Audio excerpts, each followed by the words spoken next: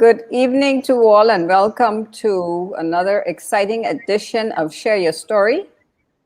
We are broadcasting live here in the Bahamas and worldwide, and this evening we have an exciting show for you. It's a show that you don't want to miss, male or nor female, and it's a topic that is discussed and needs to be discussed because it has been a taboo and hush hush for so many years. But I'm so grateful and thankful that these ladies on the show this evening will come and share their stories and we talk about the topic. And the topic this evening is perimenopause and menopause. And so I'm going to ask my guests to introduce themselves. And before they do, I want to say that the show is being brought to you by Palmdale Vision Center. It's live on Facebook page and it's also live on our YouTube channel. So ladies, good evening and welcome to Share Your Story. I want to start with you, Lisa. I want you to tell our listening audience, who is Lisa? What is Lisa doing? And so on and so forth. So you may begin. Okay, hi.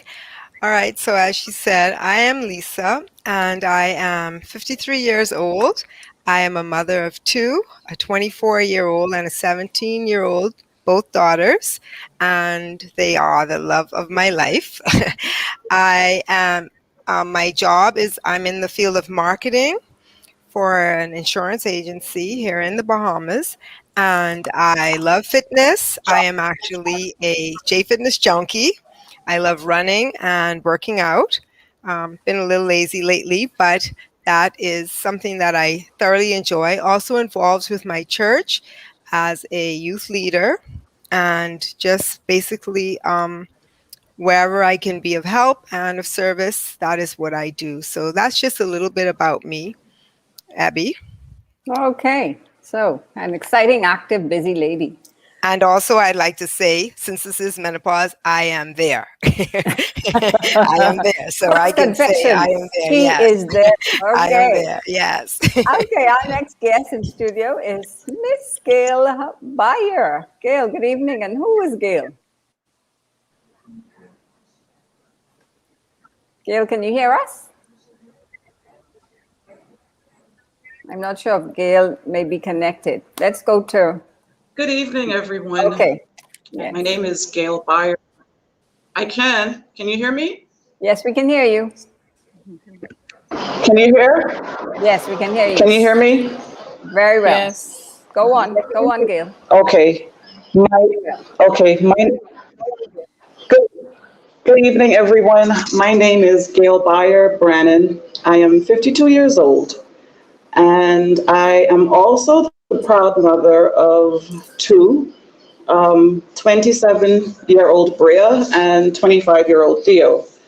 I am currently employed as a forensic biologist with the Royal Bahamas Police Force as a civilian. And I love to create. I love art. And in my spare time, I do a lot of designing and creating. Most recently, headpieces and fascinators, and that helps take some of the stress off. And that's Gail in a nutshell.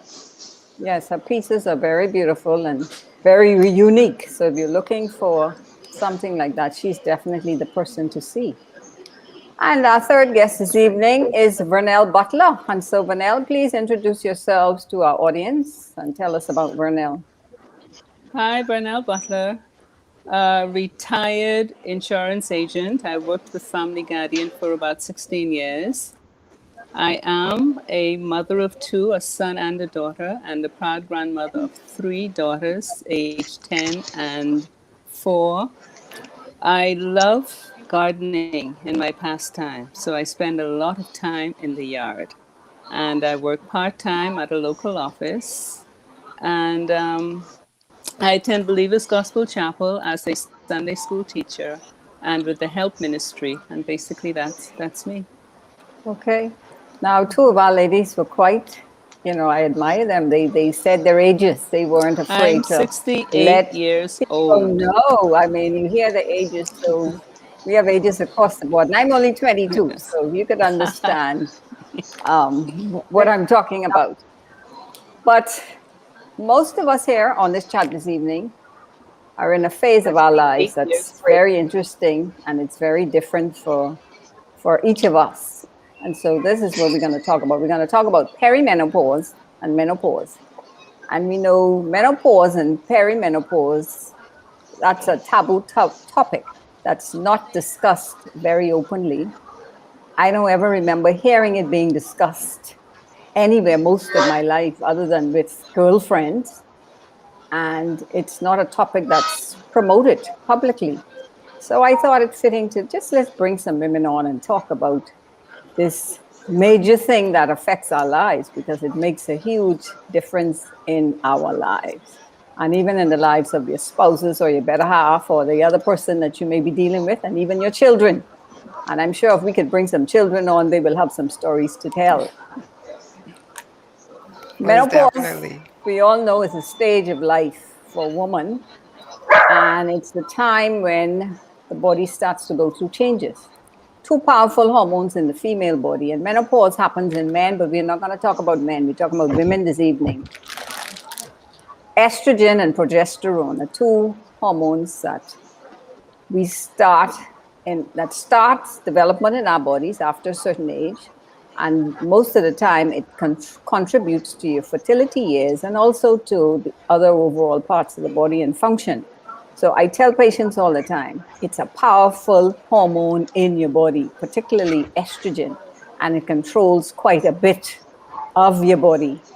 Therefore, as time goes on, it starts at a certain time, the clock turns on, and then as time goes on, the clock starts to diminish. And as estrogen and progesterone starts to decrease, then you kind of consider going into perimenopause. Now, menopause is considered to be the year after your period stops, at least for 1 year. So if it stops totally after 1 year, now some persons it may happen to, and then it may show up again even after that year. And that's why it's so important to be cognizant of that, because that's when a lot of women some can get pregnant, okay, because they think, okay, that part of my life is done, and then bam, you hear they're pregnant. But if your period stops after 1 year completely, then you're kind of considered in full blown menopause. But most of us have gone through perimenopause before we get to menopause. And I don't know about you guys, but growing up, I heard that as the change. That was the word, the change. And I remembered my aunt, a particular aunt of mine, and another lady. They were so irritable during that time, but I didn't understand or know why these women behave the way they did. And they used to say, now listen to me, don't bother me. I'm going through the change. And I'm like, change? Or they would say, my nerves on me, don't bother me today. And I'm saying to myself, how could your nerves be on you? But as I moved into that phase of life, I knew exactly what they were talking about when they say their nerves were on them.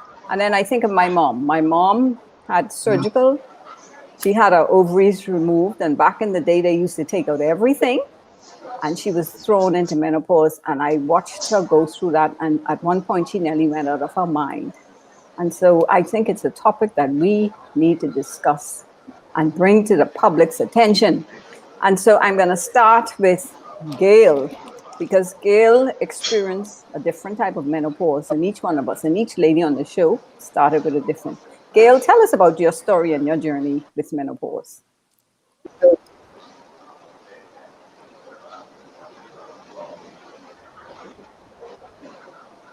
Gail is frozen again.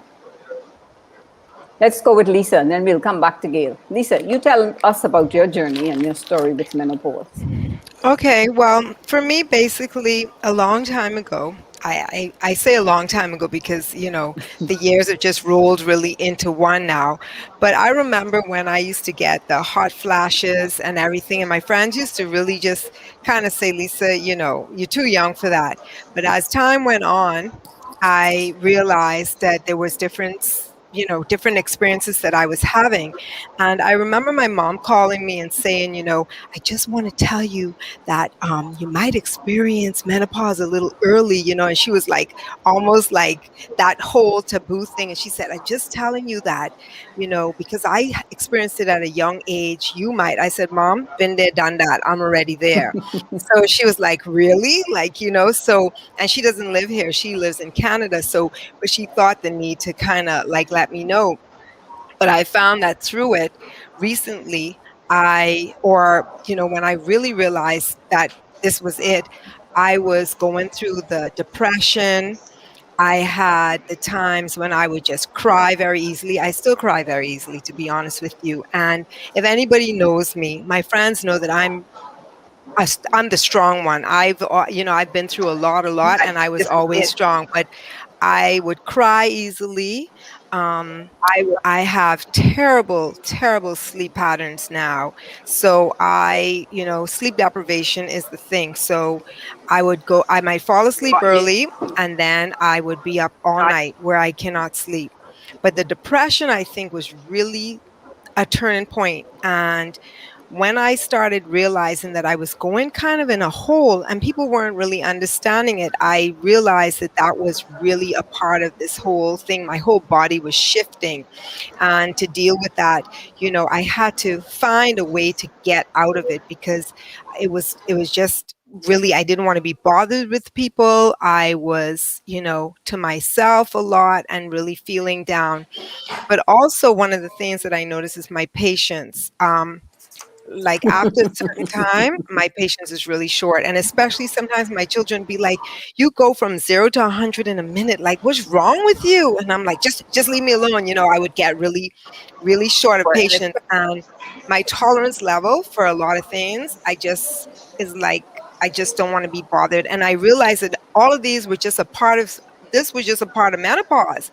And I remember asking one of my doctor friends and saying to her, I think I need something for this, because I'm not able to kind of like balance what is going on with me. And she did tell me that I could have tried an over the counter drug to help me, especially with the sleep, because like right to the last this last week, during this week, I've been waking up like 1:30, and I don't go back to sleep until probably 6, and then I get back up at by 7:30. So I'm not really sleeping a lot, and I know that's all a part of it as well. So my experiences ranged, from the hot flashes, not as bad as most people, because my friends, I see them drenched in sweat and I'm sitting there, and but even recently I'm starting to feel it. Like I keep saying to my daughters, like, aren't y'all hot? I'm really feeling it. So I guess I guess I'm starting to go through that again. But it's certainly not as bad as I've seen my friends. But the depression, the irritability, the lack of sleep, those are really been major, major things for me, and just that, like, short of patience. Oh man, short of patience is really, really something. And I guess, people look at you, and then you hear them saying, if you say certain things or you're acting a certain way, especially if it's somebody that you're close to, they start to say, is everything okay with you? And you don't really know what to say. You're just saying, yeah, I'm fine, I'm cool, everything's all right, like, I'm just, but then after, when you start to see that it's going on and it's lasting a little longer, then you start to say, well, maybe it's just, some things going on with me. Your body is feeling certain ways, and that's basically been my journey. And are you still in that journey, or you? um I'm still I'm still dealing with some of the things, but it's not been as bad for me, because, like, when we talk about periods, thank God, not there. I don't have to worry about that. And again, like you said, it has been a taboo. People don't want to talk about it. People are afraid, like they're ashamed. But it's a part of life. It's a part of aging. It's a part of life. And this is just really a topic that, there's nothing to be afraid of, to talk about it. And our girlfriends need to know, and also your mates need to know, because when you're out there, and they don't understand, and I'm not married, I'm divorced, so I don't have that issue But, people that you might be dating or people that you're seeing and they don't understand why you're going through this, or maybe why when they do certain things, you are acting a certain way. The first thing they want to say is, girl, you acting crazy. That's the first thing. And so I think that if at least if you have that conversation and you're not afraid to tell them, listen, my body's going through some things right now. I don't even understand it. I don't know how I'm going to be with this. Then I think that they can be a little more patient and understanding. Whereas we're so afraid. And as women, we always try to be very strong. We are so often trying to just take the burden of everything and be this super mom, super woman, when really sometimes we have to just realize that we're vulnerable to certain things and just, I guess, be open and honest. And I think then you can start the conversation and it's a little bit easier for people to understand why you're going through certain things, and even understanding or watching what it is when you start to see that there's some changes that you're dealing with. Now, we're going to talk about some of those symptoms. Lisa mentioned a few because if you really read upon menopause, and I say to patients and I tell people all the time, you have to read upon it, because as your body begins to transition and change, it's no point going into it being uninformed and ignorant. So I tell women all the time, read up on menopause, because at some point in time, you're going to be there and you need to know what's happening with your body, because changes will occur and you're wondering, are you going crazy or is something wrong with me? And there are at least 66 or more symptoms that are related to menopause. Now, can you imagine if a woman had 66 of them? She won't be alive today.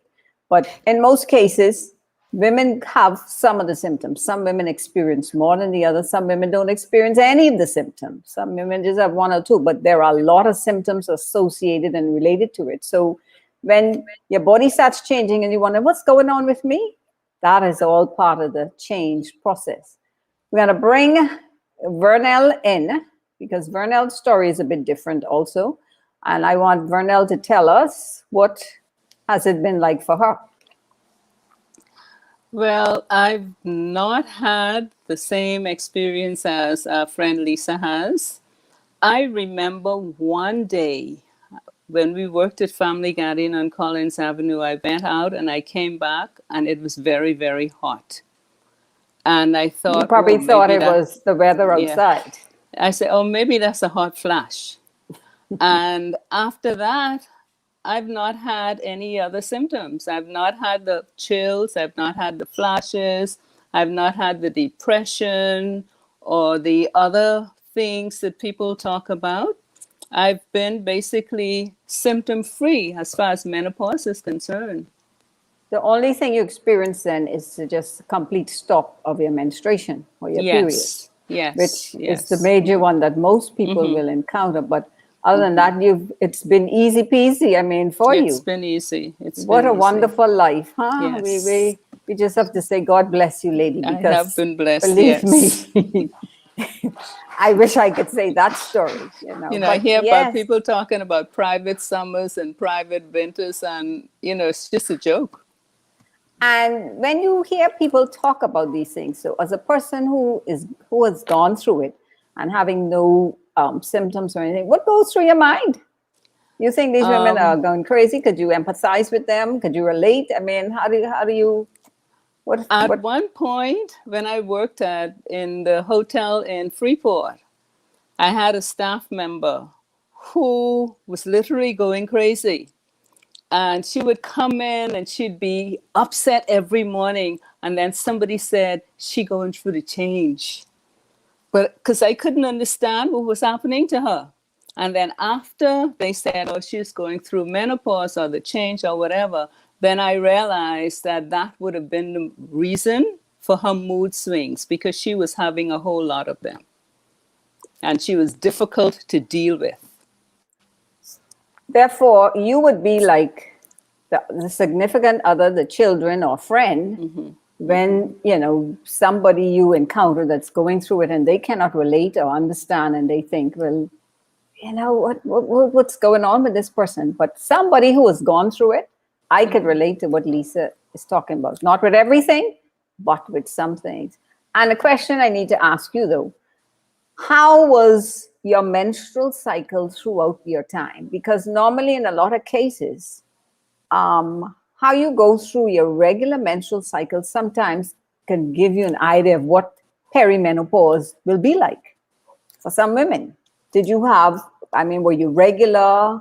Did you have any I was issues? regular, no issues. It Oh my came and it goodness. went. It came and it Oh went. my I've goodness. always maintained that God has made me special.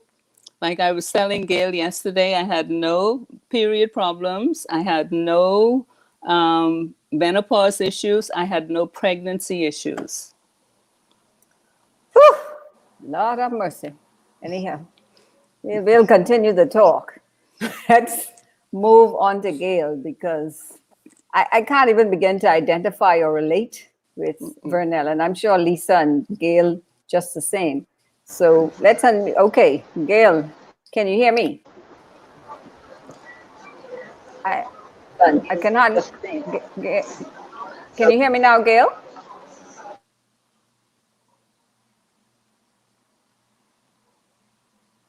We can't hear you, Gail.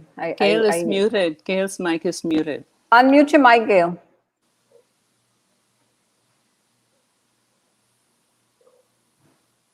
Unmute your mic, Gail. Okay. Can you hear me now, Gail? Can you hear me now? Yes, we can. Okay. I can hear. Gail, I want you to share your story with our audience, please, because you have an interesting story to Okay. tell. Well, for me, boy, where do I start?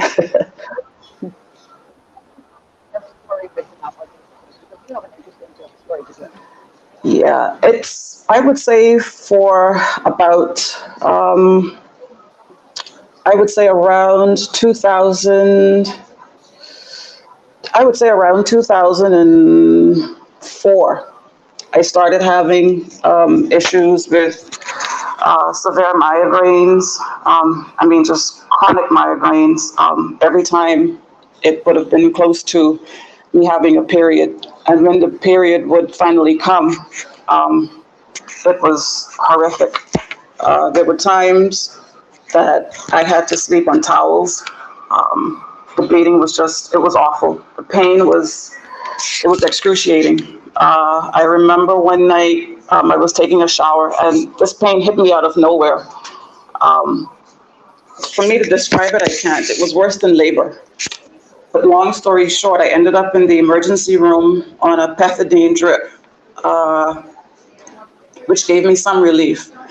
Uh, they could not figure out what was going on. I was diagnosed with uterine fibroids, but that should not have contributed to the level of pain that I was experiencing. So time went on, and it got to the point where it was crippling me. I couldn't function. The pain was that bad, and I was recommended to see a specialist.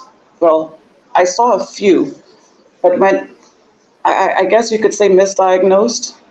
But this one particular specialist, the minute she examined me, she told me that she suspected that I had endometriosis, and she felt that it was at a very bad level due to the severity of the pain and the bleeding that I was going through. She also found a ovarian cyst that was extremely big, and she had recommended that I have surgery right away. And of course, as us mothers go, we tend to put off. And I tried to do that for a while until I just couldn't do it anymore. Um, so I scheduled the surgery, and I had adhesions. Well, I was diagnosed with stage 4 endometriosis, and I had adhesions to my bladder, my bowel, my stomach, my uterus, anything that you could imagine that could be compromised internally, that was me. Um, my physician was actually in awe to see that I was still able to, I guess, quote, function. Um, And needless to say, due to the severity of the endometriosis and the ovarian cyst and the fibroids, I had a hysterectomy. Um, Everything was fine. I came home, I was recuperating, You had and I total think it hysterectomy, was the okay, third a day, complete. something just, I just, I just couldn't.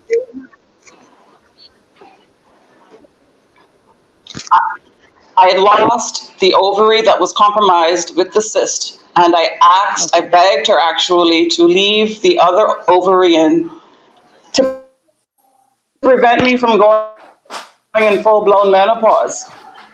She advised me fed with the hormone, and I begged her, but she left that in. And in all honesty, she might as well have had taken it out because shortly thereafter, everything just went. It was awful. It is actually the worst experience that I've ever been through. Every time I think about it, I tend to cringe. I developed hot flashes, and not only hot flashes, but when they would come on, it literally felt like things were crawling all over me, from my head to my neck, my feet. You couldn't scratch it. You couldn't get a relief from it.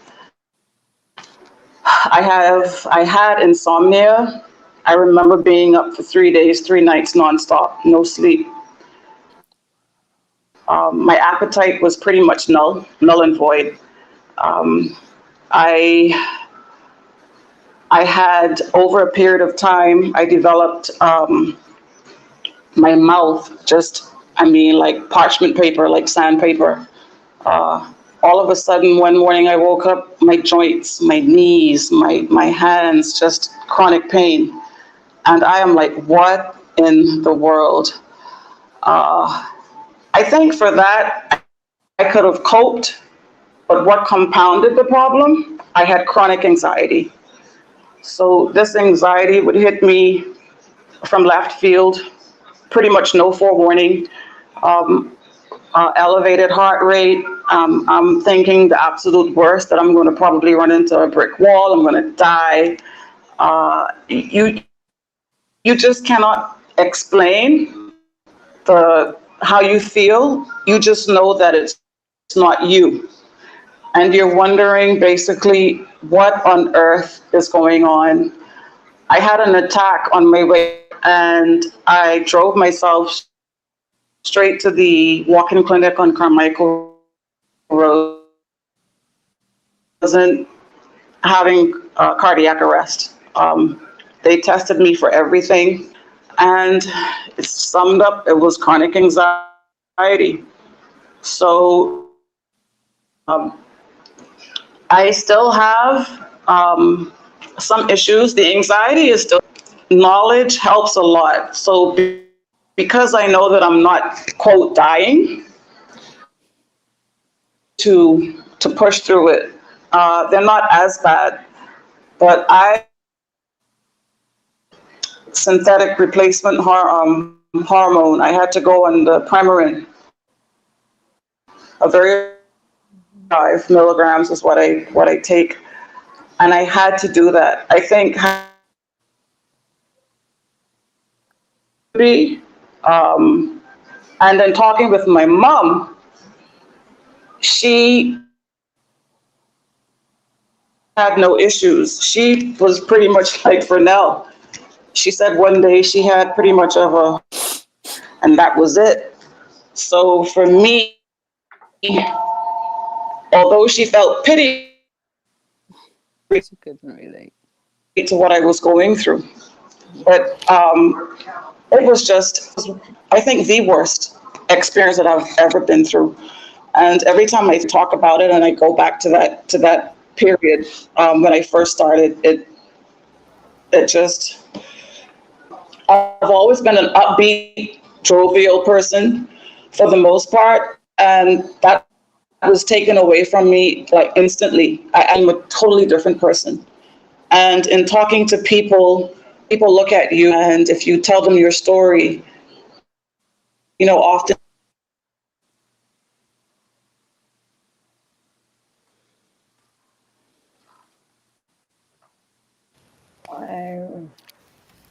Maybe we lost Gail I for a few minutes. And I so, I Lisa, was you just want? gonna actually just say something because it's, Gail's story talks about all of the things, but I didn't I lost an ovary as well. Well, an ovary was removed because of endometriosis as well, but it did not cause me to go into those same situations as Gail. So I didn't even bring that up. But listening to Gail and, her experience, that's just how our bodies operate so differently, because Mhm. I had my ovary removed very similar based on the fact that I have endometriosis, and I also had a cyst that actually burst and caused me to have my ovary removed, but it didn't. They decided then not to remove anything else, so they removed my right ovary, and but it didn't put me into menopause, and I was able to deal with, my life and everything pretty much normally. So that just goes to show you that how our bodies work differently, Mhm. and how the experiences are so wide and far with all of these things and what really happens. So just listening and knowing Gail's part of Gail's story, it just, like I said, because we could really relate that to what people would say is a living hell. Mhm. Having dealt with all of those things and going through all of those things, and also the whole mental state of just having to deal with that, like she said, because she was, and usually a very joyful, energetic person. So that just goes to the extreme that we really don't know how our body and our hormones are going to react and act while we go through these things. So I just wanted to add that, to say that, basically, I have endometriosis. I had to get my ovary removed, which would have been, I guess, 10 years ago. Um, and at that time I was very frightened as well, because I did not know or expect. And I actually asked them to give me a hysterectomy, and and my doctor just said, no, I'm not giving you a hysterectomy. I'm just going to remove that ovary at that time. So, thankfully I didn't experience that extreme thing. But again, it goes to show you just how our bodies operate so differently. Listening to Gail brought back a lot of situations with my mom, and I think about it back then because 20 plus years ago, they removed pretty much everything. And once they removed everything, it threw a woman into menopause immediately. And therefore, her life became a living hell. And if you listen to Gail and talking about the mental challenges with it, it is really, really serious. I've seen some women who, in their hearts and minds, they're constantly sick. Like something is always wrong with them. Something is always wrong. They don't understand. They can't explain it, but they're always having issues. So Lisa and Gail both had kind of surgical menopause. Vernell went through the normal process, and bless her heart, she was just wonderful. And we're going to talk about some of these symptoms in a minute, but I just want to share briefly in my case. I went through chemical menopause and then surgical menopause. When I started chemotherapy, that ended that ended my menstruation almost immediately, and that threw me into menopause. Now, because I was doing chemotherapy, the only major symptom that really bothered me, because chemo made me so sick, even if these other symptoms were happening, I really couldn't tell. But the one thing I knew, I was having the hot flashes. And that started almost immediately. Now, I don't know about Lisa and Gail. Vernell may not be able to relate, but the hot flashes, they come on quickly. I mean, all of a sudden you start to get flushed, and then you get hot and bothered, and you just want everything off of you. And about less than 5 minutes later, you'll start to get very, very cold.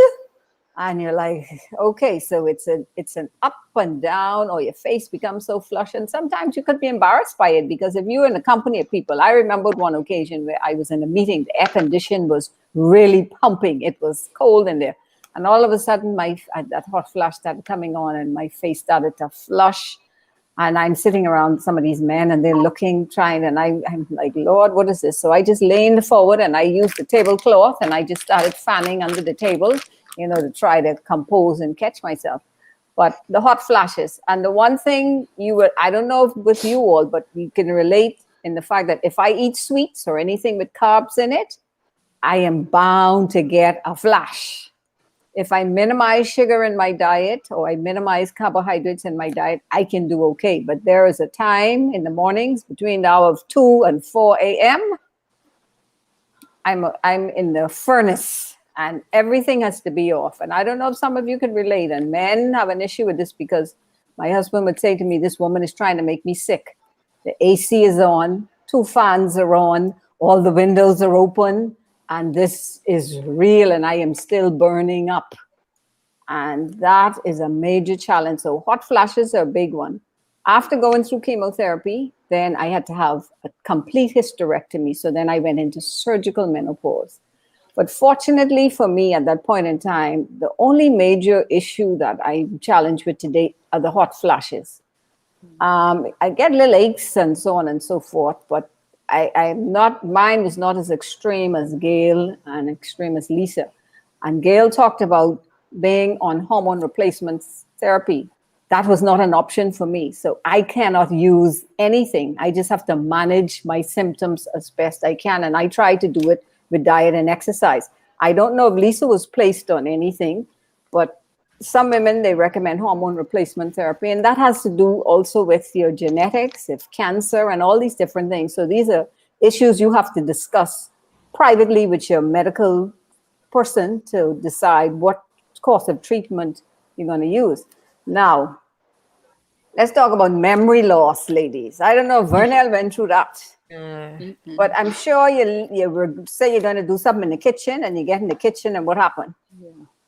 You know why you come in the kitchen. Call it, we're not going to come in the kitchen. call it memory loss. We're going to call it brain fog. Brain fog, however you want to call it. But you know you're going to the kitchen to get something. And then what happened when you get in the kitchen? Say, well, what did I come in here for? What did I come in here for? So you turn around and you start to go back. So you have to go back, and then hopefully it'll click, and then retrace you come back. Your steps and come back. Vernell, that's probably one of that's probably one of it you've experienced. So I've had memory loss is one. What about dryness? No. Your hair, your skin, your mouth, vaginal area for a lot of women. No. Some of their airs, sore muscles and joints. So and that is those aches. One as well. Aches, But a part of that I just say is also a part of aging, but really it is, you could say that in the big scheme of things, it is one of the menopause symptoms as well. That is related also because remember, as estrogen depletes, you're going to start to lose bone mass, and that's why it becomes going to talk about calcium. Right. Yes, it's important that women be on. Like my calcium blood levels have dropped. I checked them a few months ago, and it's below it was flagged, and I've never had an issue with calcium, never. So that is something now that I'm taking supplements for that. I'm under the table doing a little bit of right now. Okay. I do have some minor aches, but I find that once I exercise, they go away. Bone loss is a major issue with menopause. And some women become humped over, slumped over and shorter. You lose even your height. And so it's so important for women to increase their calcium intake, and you have to strength train. My oncologist says to me, listen, if you don't do anything else, you must strength train. And that means with light weights. And that could be anything in your house. You can use the cream, the sugar bag, anything. But women have to strength train because your bone mass is, you're going to lose bone over time, and that is why Yeah, they I started recommend that walking sort with of. my 5 pound weights Yes, too. that. And then insomnia, as Lisa talked about, and then Gail said for 3 days straight. I remembered in my mother's family, that was one of the major issues with menopause. The women don't sleep because I Yeah. would see my mom up all night and the next morning can't go to sleep. And then what do you think happens to the body if you don't sleep, if you don't get It's rest? tired. You're Yeah. Breaks tired. down. You Breaks down mentally, you can't mentally. function. Yep. Yeah. And it Yeah, Sleep I leads deprivation, to, I think, is the worst. yeah, it I leads do to nervous have breakdown. yeah. I do have some issues sometimes with sleeping. I if I go to bed early, I wake up after 2, 3 o'clock, and that's it. Yeah, yeah. Some people are so sleep deprived because if you were used to 6, 7 hours, you're fine. You may only get two, you may only get three. It's quite reduced. And Yeah. I have seen some women, I've seen some family members who suffered through insomnia. They watch the sun come up and they watch it go down. And Gail talked about 3 days straight. I can only imagine I can't relate to what that. she would have been like after that time. And in most cases, she probably had to have some sort of therapy done in order to calm and keep her mind active and going because it affects your mind. If you don't sleep and you don't get proper rest, you're headed for a nervous breakdown. And that is why, like I told you, I remember my aunt, she was like, my nerves on me, because she wasn't sleeping. So she was like a bat out of hell. She was literally a woman who was always agitated and frustrated, and everything was getting on her nerves. And then hearing Lisa talking, big one is tolerance level.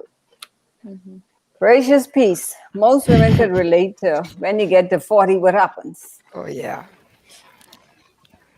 You really don't. Your tolerance level really Ah, is like at a very limited. yes, And it's funny, because Gail could probably relate when one of our friends who's a little bit older would say, like, I just, my tolerance is just not there. And we'd be like, calm down a little bit. But really, as you get there, you're like, oh, I could totally understand now. So you're not tolerant with anything. You just don't. And I think you get to a point too in your life when you're going through menopause where your priorities and what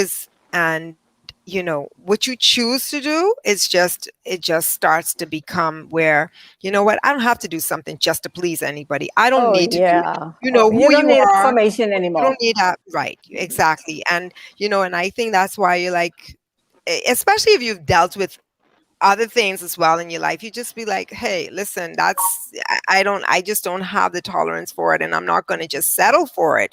And I think that's all a part of it. And I think that's, with menopause, with aging, with seeing things differently, all of that really starts to make a difference in your life. Think I about it, think Gail. Sorry. aging brings some of those the intolerance level on, because there are Hmm. times when it really doesn't matter what anybody else thinks. You're going to do what you feel like doing anyhow. Correct. Okay, because you feel, well, I'm here now. I've been here for so long, and I have a Hmm. right. So Right. don't Gail, for bother me. you, think about it. For women, most times, after we've kind of done the things we want to do for ourselves in your early teens or whatever, and then say you get married and you have children, you're pretty much spending most of your time looking after everybody else. Okay, you're caring for this one, caring for that one. And a lot of times we tend to neglect ourselves for everybody else.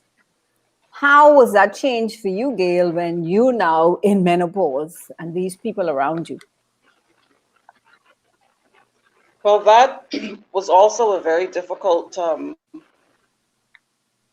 time for me because in the height of my recovery and trying to um, mentally adapt to the change, my father fell ill, gravely ill, and I had to care for him, um, and it's you can't even begin to imagine to see someone that you love ill, and you're ill yourself, but you have to, things have to keep going. If I stop, everything stops. And it was hard. It was hard. I was not, I didn't have the depression like what Lisa spoke about, but the depression hit me when my dad took sick. And that was a very, very hard time for me. I remember um, going out to Rose Island, had a great day, and coming in, and I just broke down crying. I cried and I cried and I cried, um, because I'm thinking about my dad. And it's hard. It's hard to balance, and to compound everything. Additionally, then you have to perform a job. You have to go to work, and you have to do a job. And working, I think I would say that I'm like probably the oldest where I work in my section. So no one can So relate those to what young I'm people going can through. understand what you're going through. And it's hard. They're going to find out sooner or later, though. I But, find that because in talking with them,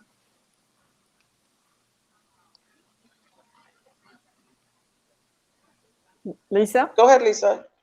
oh, sorry. I was going to say, I find that in the workplace, because it's so taboo right now that people they don't quite understand because they want you, like Gail is saying, if you have some people that are younger or even people that are probably going through it, they're just afraid to actually express. And if you're reading about it, you see that more organizations around the world are starting to try to give the flexibility for women that are going through that, because it is something that's real. I mean, a man could just be going through a change or going and dealing with something, and it's okay.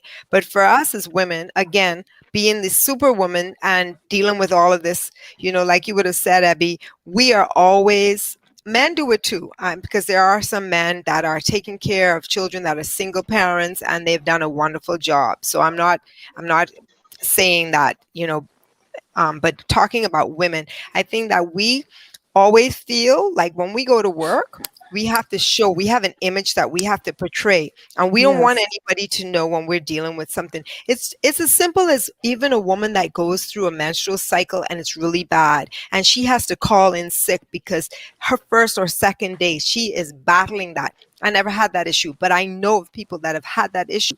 And then you hear, the boss or someone saying, oh, she's always taking these 2 days or 3 days off at the beginning of the month. But our body is just shedding so much that heavy weight on you, and you go to work and you're sitting there and you're feeling like you're drained. Can you imagine? So if you're sitting there and you're sweating and you can't get a cool breeze, and nobody can understand that you need a fan near you or whatever, they're just not understanding it. So even that is mental stress and strain on you. So I totally understand, Gail, when you speak about that, because here it is, you're going to work and you have to show this good face, and you're trying to deal with it. And someone's there not they're not understanding, like they're thinking like it's a big joke, or it can be all of that. But it really is all of that. It really is all of that for some people. It's really all of that There was a and time more. I was at work. I was at work sitting at my desk, and I got up to go to the bathroom because you feel this shift. And as I stood up, blood just covered the floor. That's how bad I used to be. And again, I had to be rushed to the emergency. The next day, I had to go in for a laparoscopic procedure. You know, sometimes when you try to, for me, I didn't care. I was an open book because the pain was real. I pretty much abused cataflam. If I didn't have cataflam, I couldn't function. That helped me with the pain for the endometriosis, the pain for my migraines, my menstrual cramps. I abused cataflam for well into 2 years till it eroded the lining of my stomach pretty much. But that's the only way that I could function, because when I'm at work, the average person was not understanding that I was that sick, or oh, Gail, something's always wrong with Gail. There was a girl that pulled me on the side and she said, "Are you okay?" I said, "No." I said, I'm back at that time. And she said, "I always know." She said, "Because your whole, everything on you just changes." And it's like Lisa said, it just sucks the life out of you. But this was before my surgery. The pain from the endometriosis it was horrific. And during the time when you're going from doctor to doctor trying to get a definitive diagnosis, and you hear that, oh, it's possible that it could be maybe cancer, we don't know. And you're like, what in the world? And you have to suck that up and you have to await results. And, you have to go back into work with sometimes persons that don't understand what you're going through. And it's hard. It's hard. But I will say that I had a very strong support system from my dad at the time was sick, but my mom, I had a super support system. I had super friends. My children, Theo, I think, was the first one. He took a few weeks off from flight school and he came home to help me out. And then Bria, after graduation, she came and she spent about maybe 4 months with me. So that support system was important.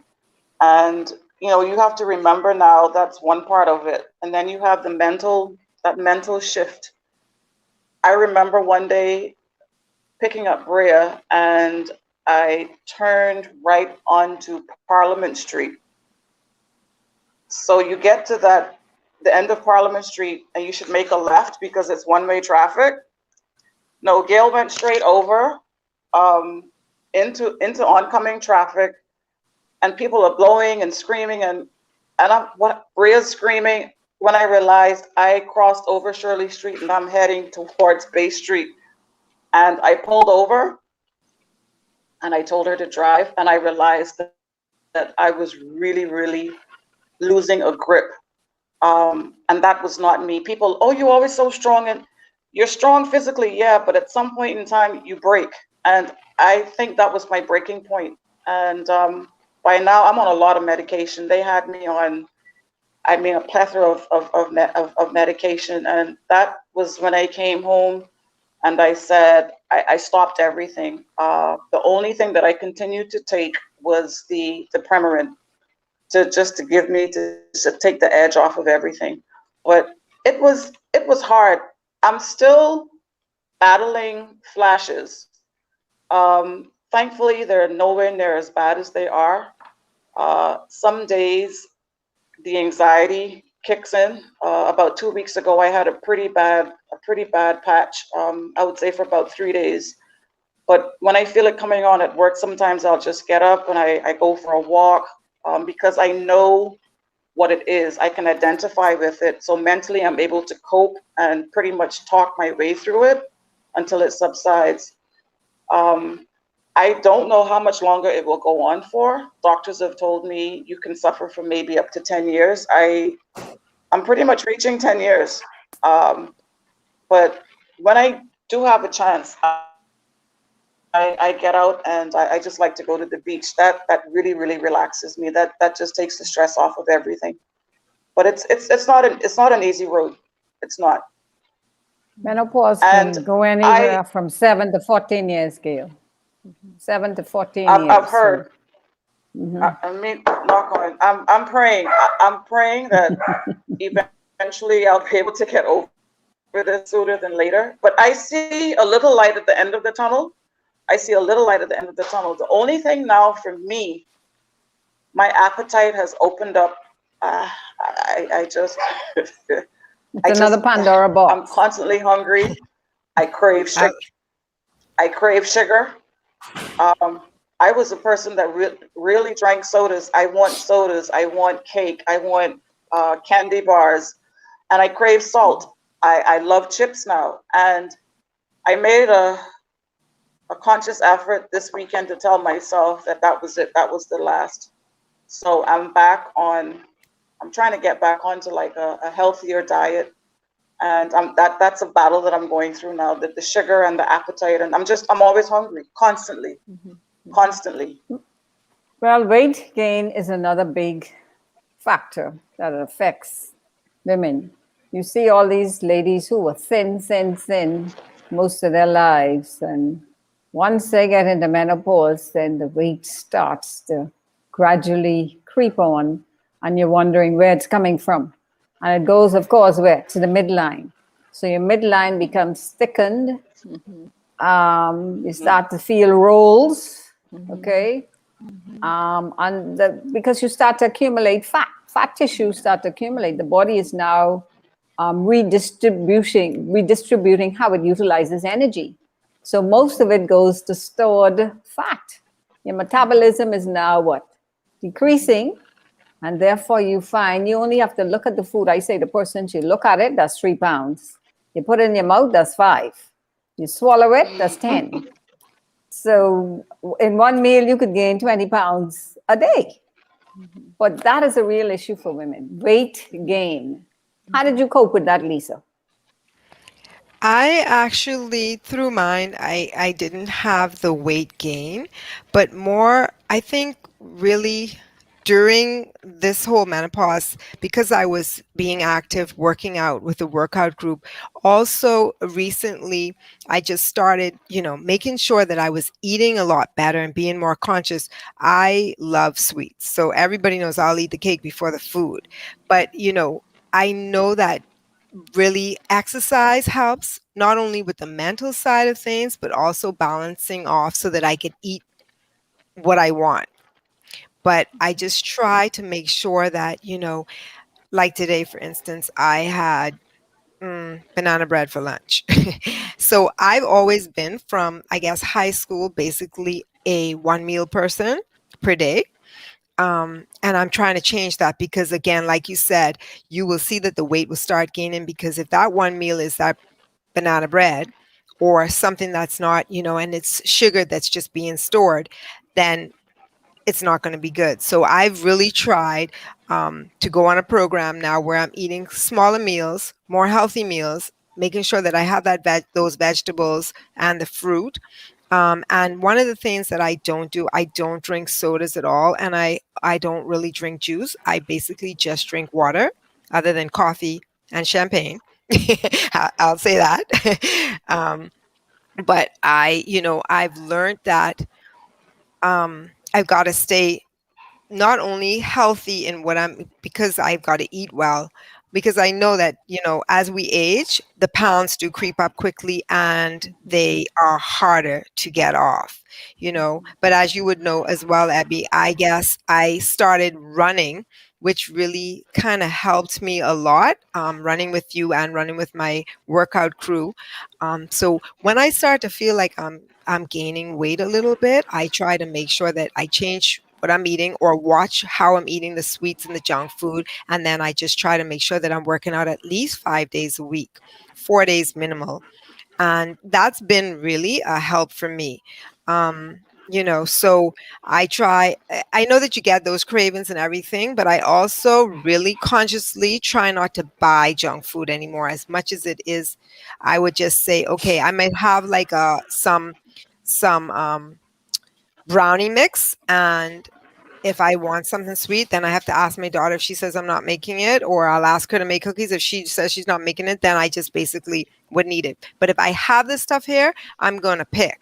So I try, I've made conscious efforts not to do those things. And that's what's really been saving me, to be honest with you, because that weight gain that's real. And it's really, as we get older, you don't realize how hard it is.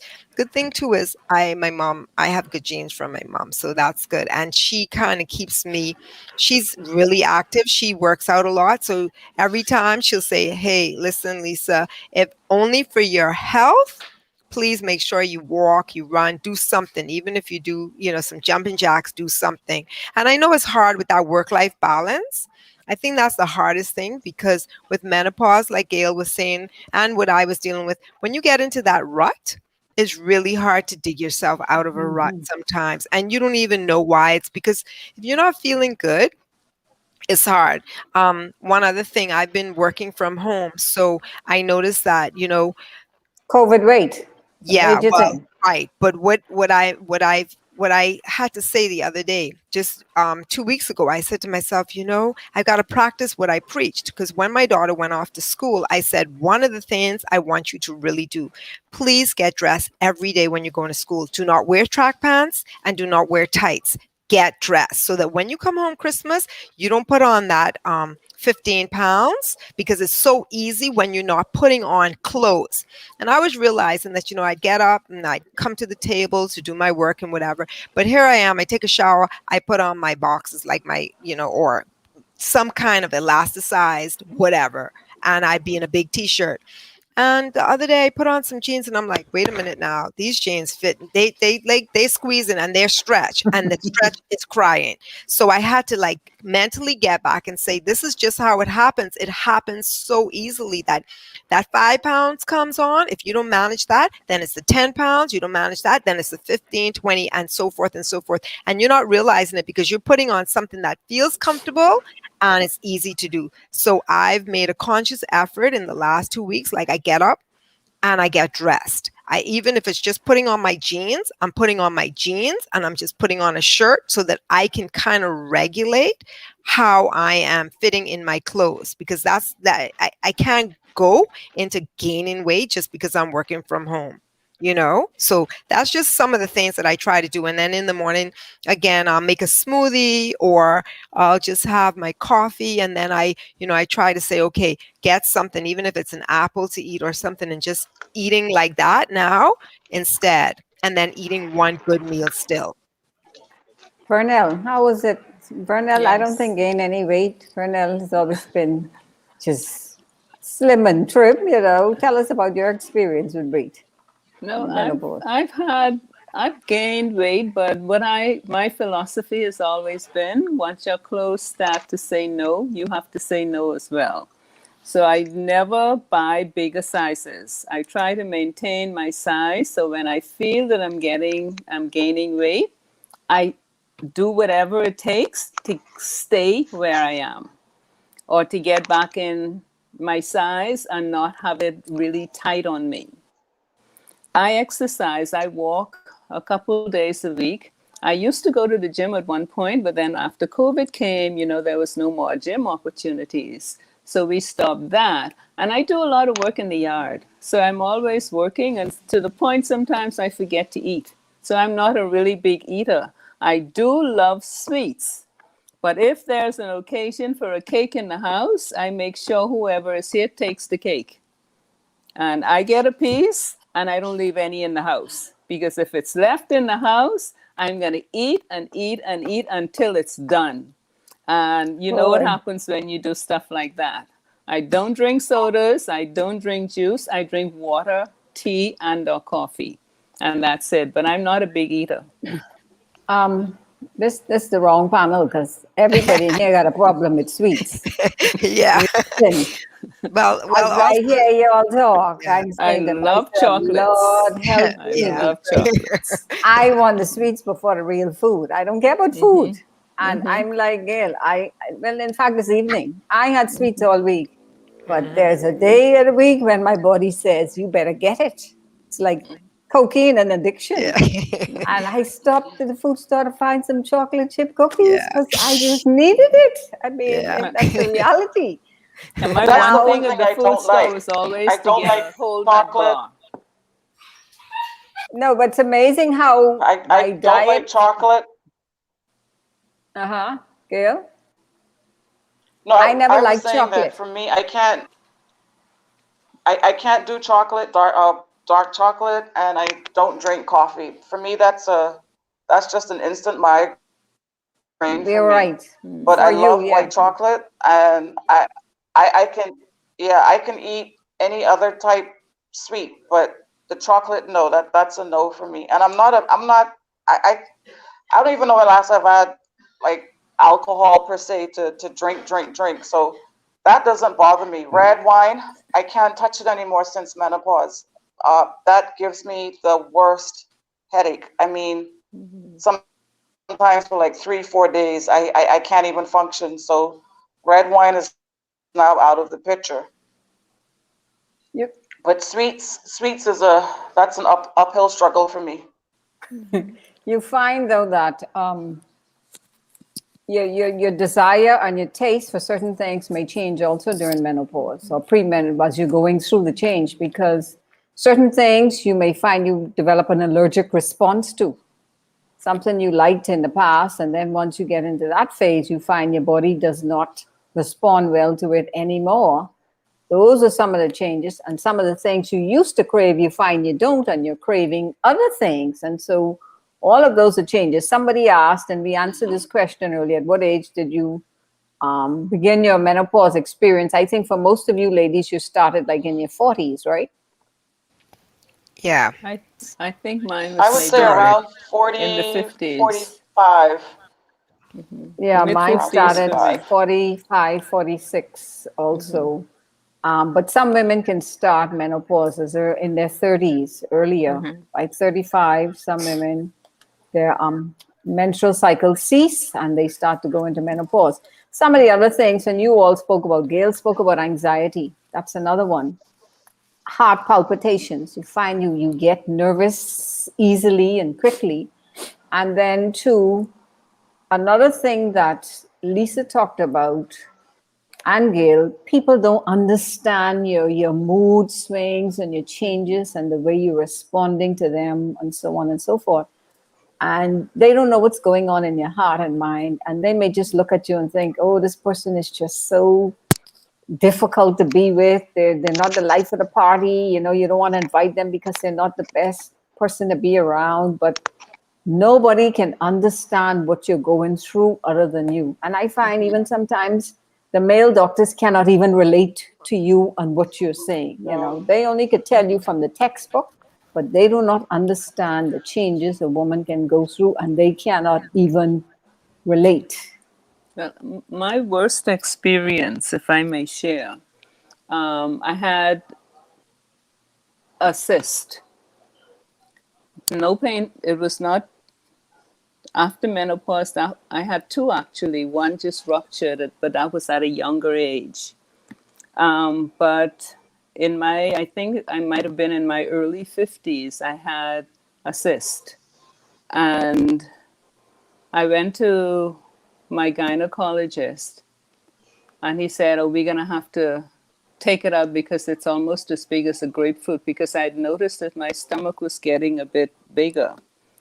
And then one day I was going to Freeport in the airport, and I was about to go, I was on the ticket line. And then I just felt this warm liquid flowing down my leg. And I had to rush to the bathroom. Fortunately, I was wearing blue jeans. I had to rush to the bathroom and wash up, pack up, in order to get back home in an okay condition. And then, of course, we had it surgically removed, and he was recommending that I have a hysterectomy, but we never went there. So you were fortunate. You were fortunate. Now, in all of this, and the one major thing that happens during menopause is decreased fertility. We all know that that starts the cessation of not being able to have children anymore. How did that affect any of you? Did you want to have more children at that point, or you were like, you know, how is life now that you're in this phase? You want to have some more children, Gail? Oh, no, no, no. I I don't think had, any of us. I had, I always, growing up, I always remember saying that I wanted four children, two boys and two girls. Ah, And same here. I got pregnant with Bria.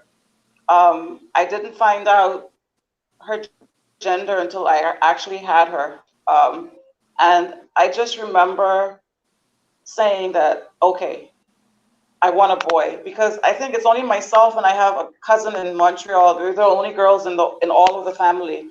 So I figured if I could get a girl, I'm quite sure I would have had a boy after, which is just what happened. And when reality hit, school fees and everything, that was it. So I was my pair. And actually, I will add to this that my physician who diagnosed me with stage 4 endometriosis, she told me that the severity of it, I had to have had it festering for about 20 years, and that would have been around the time just after I had my son. Um, so probably even if I wanted more children, I may not have been able to have any more. But I'm quite good with the two that I have. I'm quite It's good. amazing though, Thank God. ladies. Once you get to that point, once you're there, children are like, oh, you know.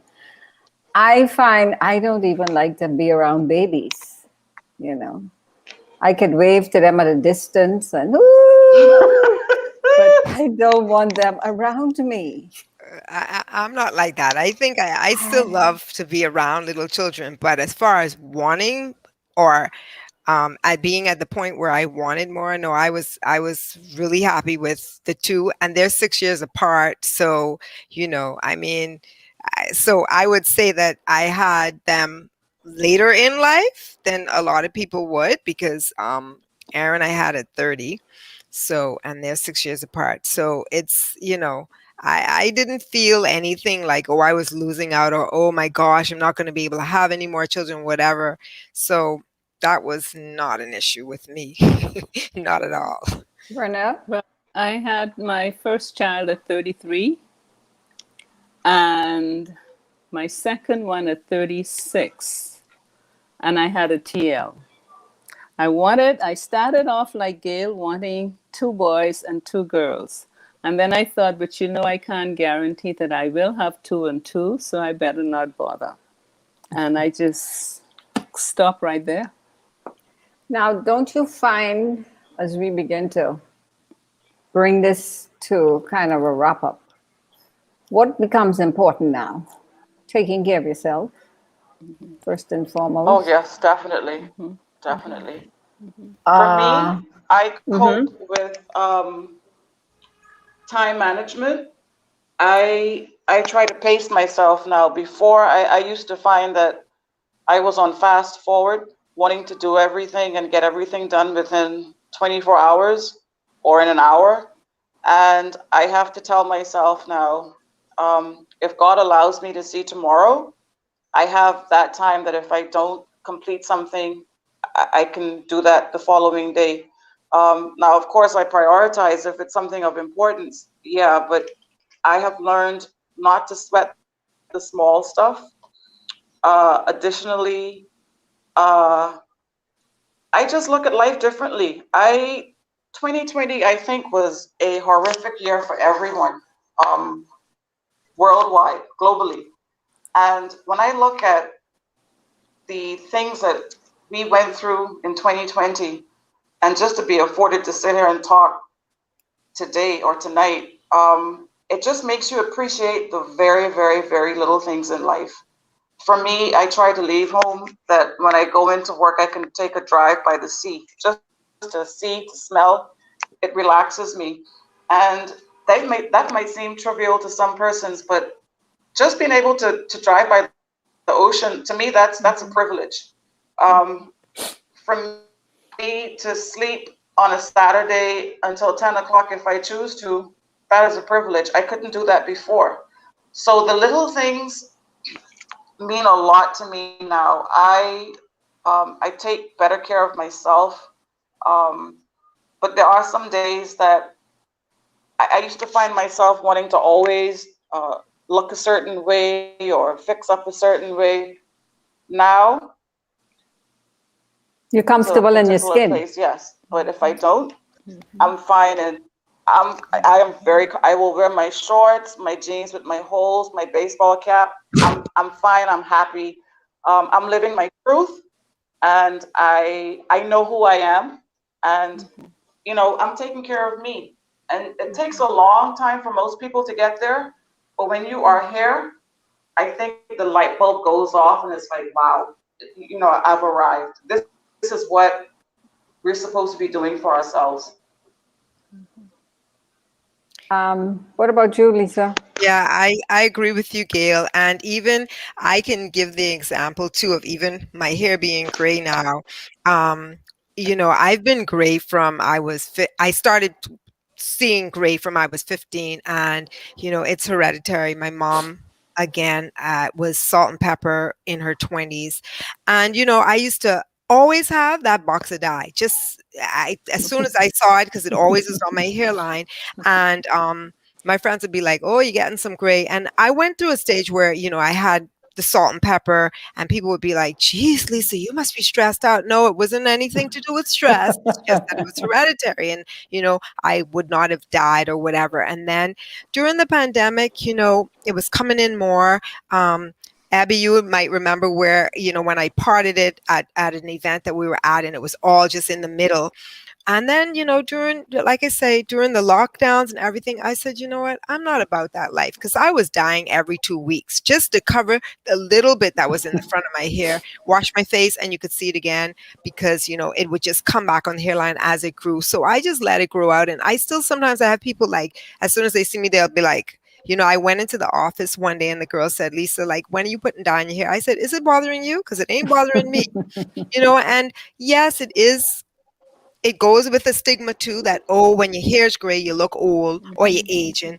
And I don't care. At this point, I know who I am. I know whose I am. I can't say that I may diet, but I've gone this far. It's grown out over the pandemic. It's grown out enough that, and my girls would say, Mom, they'd send me a picture and they say, once you comb it, and you comb it properly, you're good with that, because sometimes I just don't comb it. But I think knowing who you are and whose you are, having the self confidence that, no matter what, you are your own CEO. God have you, and you make the shots and you call the shots. Take time for yourself. Don't do what you don't want to do just to please anybody. Start to please yourself. We've been women who have taken a lot, done a lot, given a lot. And now we have to give back to ourselves. And that peace of mind is more than anything. So, again, like Gail, I don't do what I don't want to do. If I don't feel like speaking to someone, I just don't even call them or whatever. It's just one of those things where I take the time. I don't have to be everywhere.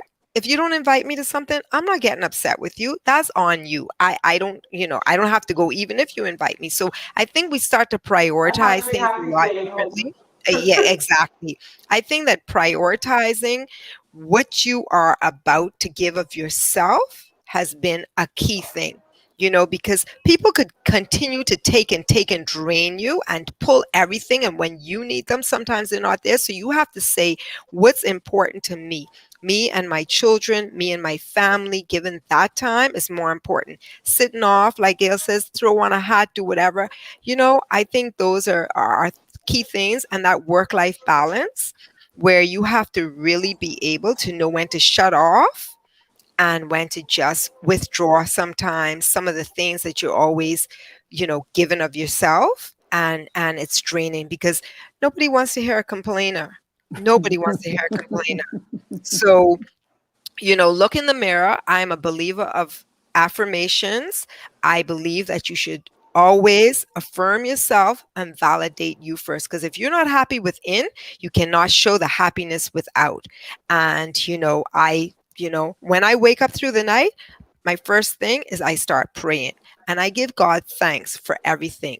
Give God for thanks for the simplest things, and even for that waking me up when maybe I want to be asleep, because guess what? I am breathing and I am alive. And so for that, I am thankful. And honestly, my whole saying is just to live life fully. Whatever that means to you, just live your life fully and treat people right, because it's going to come back to you all the time. So, I'm in a season where I believe that God answers an email, and I love the skin I'm in. And whoever thinks that I'm cocky, whatever, my self-worth is more important than anything else. And I can only give back to my children and teach them how to live right if I am true to me first. And And, and, that's and it. ladies, that's what menopause is all about, eh? You, Yep. you get into that season where it does not matter. What about you, Vernell? I mean, Well, I've reached that stage where it really doesn't matter. Sometimes I'd get dressed and my daughter would say,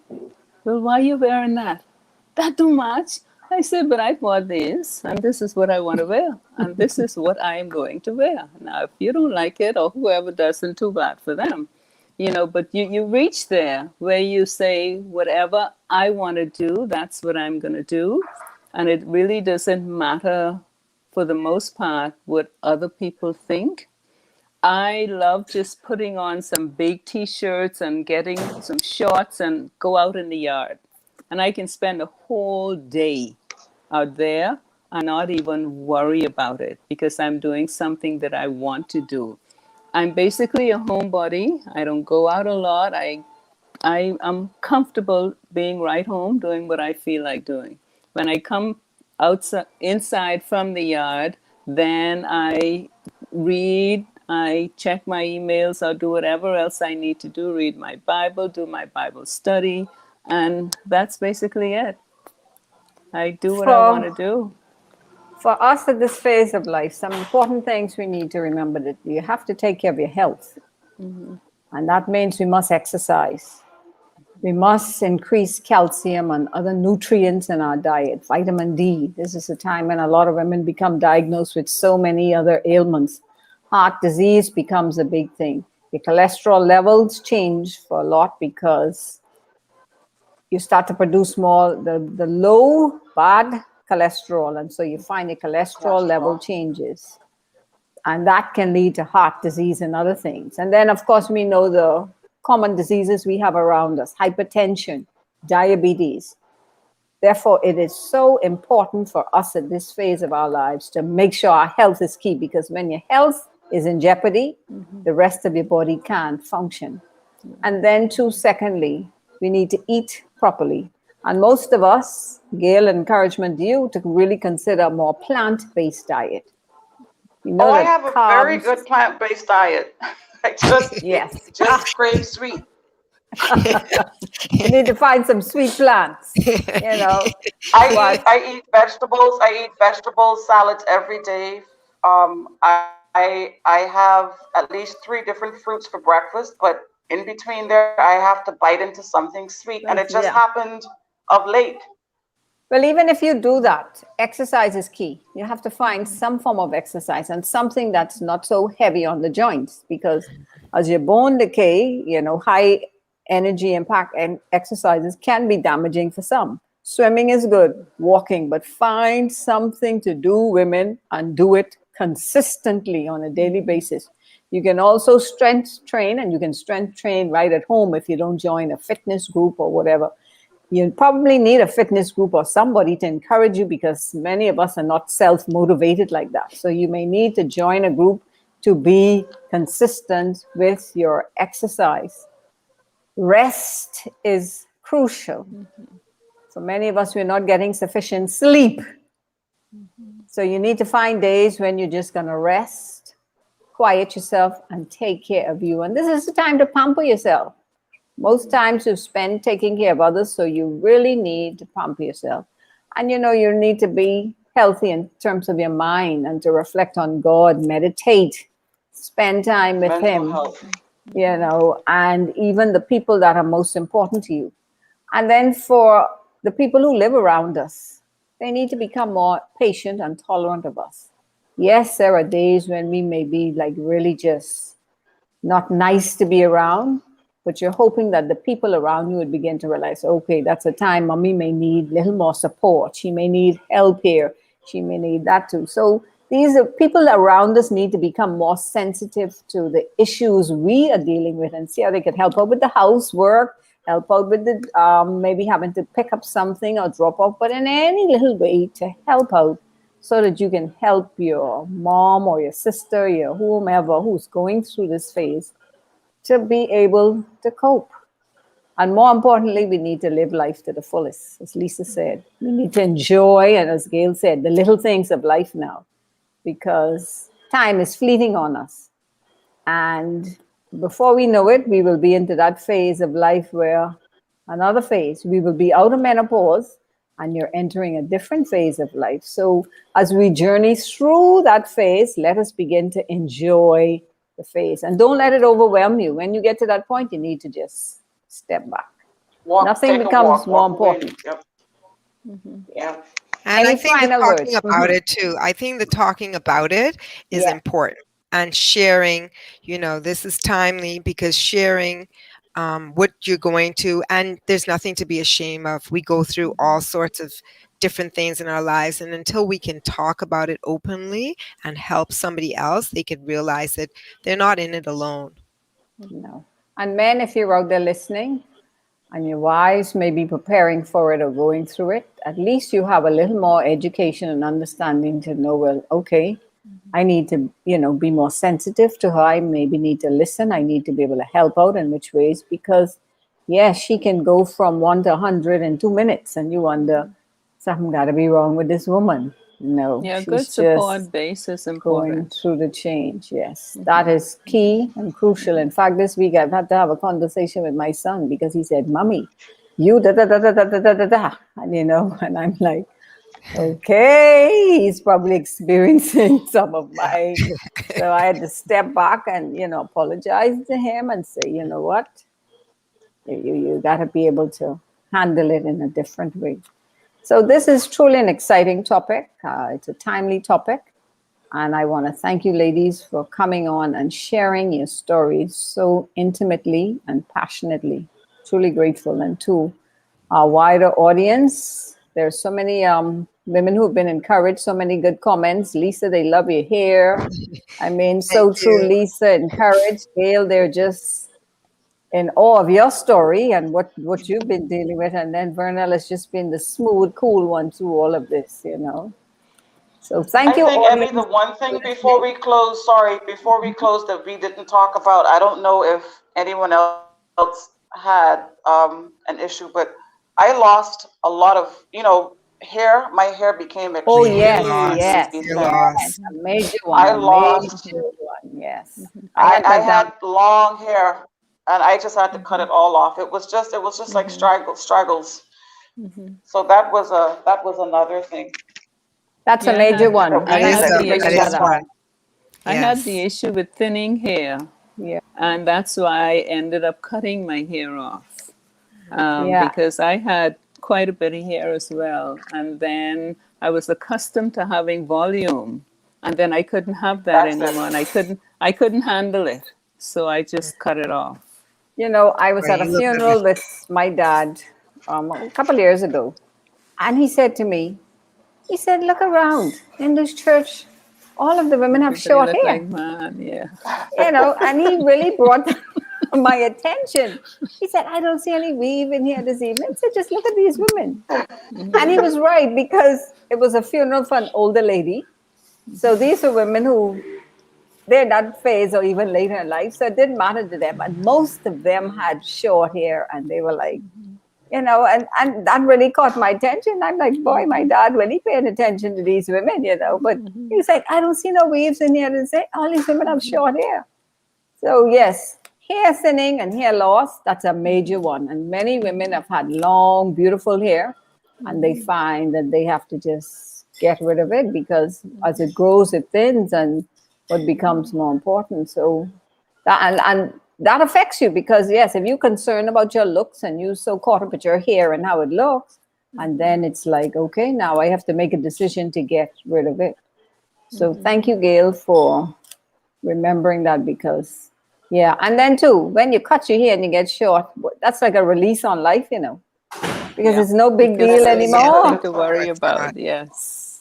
No It's no more big rollers, deal. no more blow Freedom. drying. Yeah, Yes, yeah, freedom, basically. Freedom. absolute freedom. You can go to Freedom. the barber and sit down and tell them or whoever you go to, just do what you got to do, and walk with You confidence. could So dye it today, and if you don't like the color, cut it off and have it another That's color right. tomorrow. You yeah, know, tomorrow. Yeah.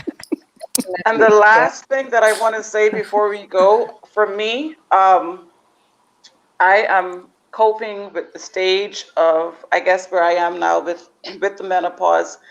I came across, we always heard about the book The Secret, and I came across I guess, the documentary on Netflix the other day, and I really watched it and paid attention. And I will say that for me, I do a lot of, I've always prayed, but I do a lot of meditating now.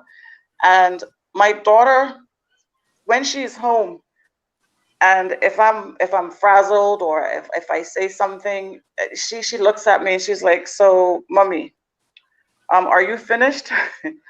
And I'm like, "What happened?" She said, "What did you just achieve by that?" And as young as she is, she's taught me a lot, and that's why I say I don't sweat the small things anymore. If something happens that I cannot control, then it's happened. The things that I can control, then I work on those. But for my anxiety, I approach things totally differently. It's a total different onset now. The way that I do things, I don't tend to what one would say overreact, because you know what's happening with your body, so you have to tell yourself, if you react like this, then there's going to be a consequence. So let's try a different avenue. So yeah, the meditating and that mental what's the word that I want? Just just to change your approach on how you look at situations and handle them.